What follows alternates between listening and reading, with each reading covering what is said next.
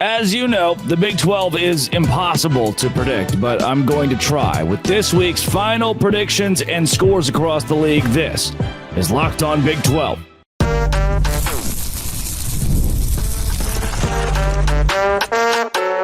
You are Locked On Big 12, your daily podcast on the Big 12 Conference, part of the Locked On Podcast Network, your team every day.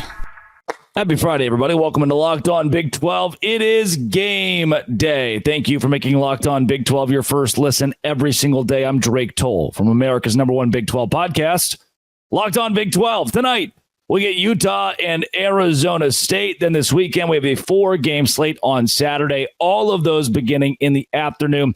3:30 Eastern is the first time we get football tomorrow. Cincinnati and UCF. Let's go through each of these games, give you my final predictions. We've been talking about all in the last 2 days. I gave you my best bets yesterday where I feel like which teams will cover, but I didn't exactly give you which teams will win. And that's what today is for. Not only do I believe that in tonight's game, Arizona State will cover 6 against Utah, I have the Sun Devils winning. And you're going, oh, why?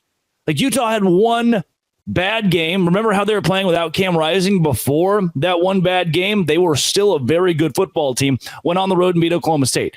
That win doesn't look very good now. Well, they beat Baylor. That win definitely isn't a good win now. Well, you know, Utah was competitive and beat Utah State with the offense. Yeah, against Utah State's defense. Arizona State's a pretty darn good football team. And again, the analytics stack up against Utah. 66% chance of victory for Arizona State based solely on the numbers. They're supposed to cover this game by 11 points because they're supposed to win by 5. I'm going to go with Arizona State tonight unless Cam Rising plays.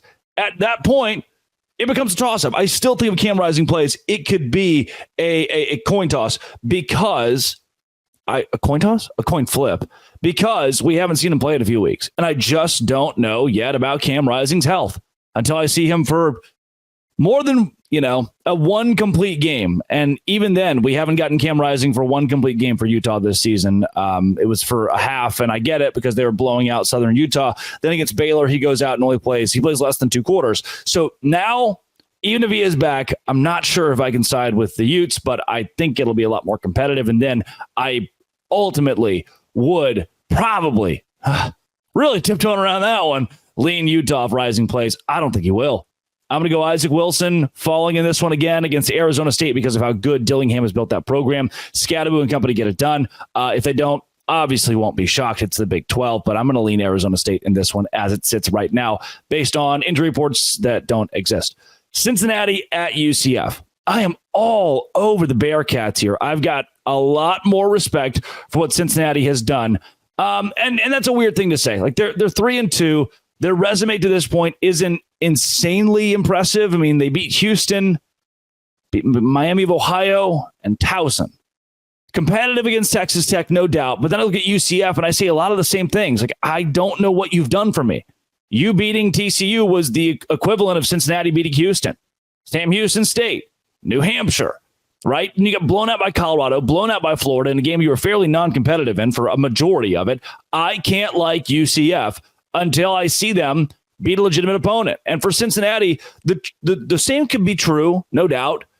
But that's where I lean on the numbers here. And UCF's defense, 86th in the nation.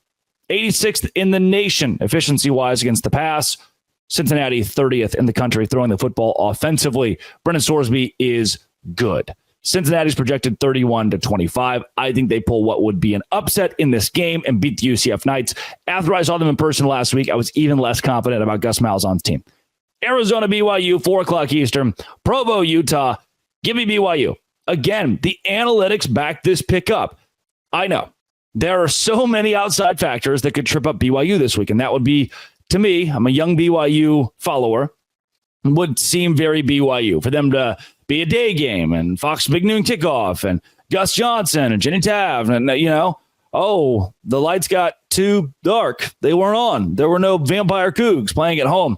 Still believe the crowd will be raucous. It won't be like it is in a night atmosphere. Those are just different everywhere you go. Those are just different. The crowd will still be Unbelievable. Arizona coming off that loss to Texas Tech where they weren't very impressive.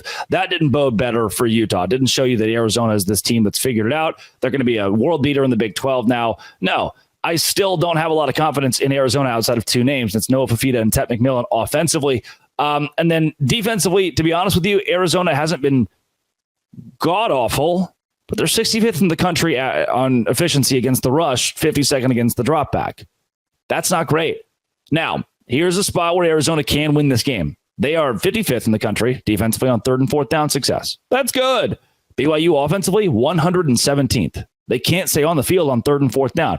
So if early downs go well for BYU, if they are able to establish the run game, this is in their hands. The way that Arizona can shake things up, force turnovers, truly, it's coach speak. Go on the road, force turnovers, but that's Arizona's best shot at winning this week. Iowa State at West Virginia. Give me the Cyclones. Cyclone.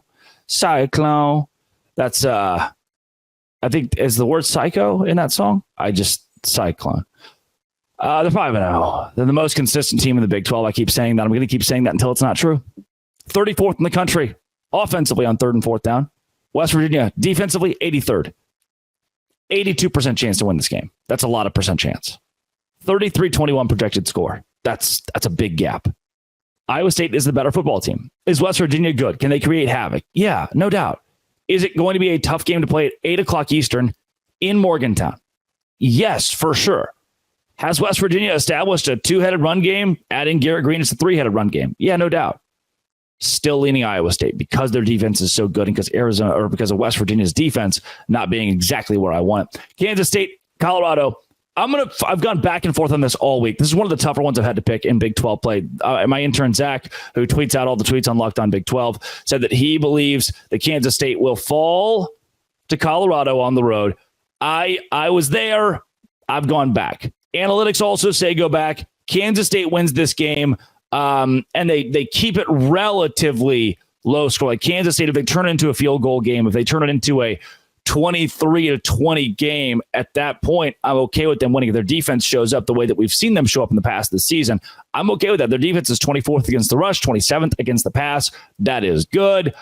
Very good on 3rd and 4th down, where Colorado is not good offensively. Those things bode well for Kansas State team that I think can go on the road and not be rattled against Colorado this week. I'm leaning Kansas State in this game. Again, 23-20. If it stays low scoring, Kansas State has a legitimate shot. If it goes high scoring, I'm worried because I don't trust Avery Johnson with the arm yet. Sorry. Today's show is brought to you by Z-Biotics. I have been taking Z-Biotics, and that is a very good thing for me because when you take Z-Biotics, it's a pre-alcohol probiotic drink. And it's the world's first genetically engineered probiotic. It was invented by a PhD scientist to tackle tough mornings after drinking. Here's how it works. When you drink, alcohol gets converted into toxic byproduct in the gut. It's that byproduct, not dehydration, to blame for your rough next day. Pre-alcohol produces an enzyme to break this byproduct down. Remembering, Z-Biotics is your first drink of the night. Drink responsibly, and you'll feel better tomorrow. I had Z-Biotics this past weekend before I went to a college football game, Florida and UCF. And it felt great the next day. So, step 1, drink pre-alcohol. Step 2, drink responsibly. Step 3, enjoy tomorrow. Go to zbiotics.com/LockedOnCollege to learn more. Get 15% off your order when you use Locked On College at checkout. Z-Biotics is backed with 100% money-back guarantee. So, if you're unsatisfied for any reason, they'll refund your money, no questions asked. Remember to head to zbiotics.com/LockedOnCollege. Use code LockedOnCollege at checkout for 15% off. That is Z-Biotics. Tonight, Big 12 football. Tomorrow, Big 12 football. Will my predictions stand? Probably not. It's the Big 12. This has been It Always Will Be. Come back for a reaction show. Maybe tomorrow, maybe Sunday. Locked On. Thanks for making it your first listen every single day. Dose grande.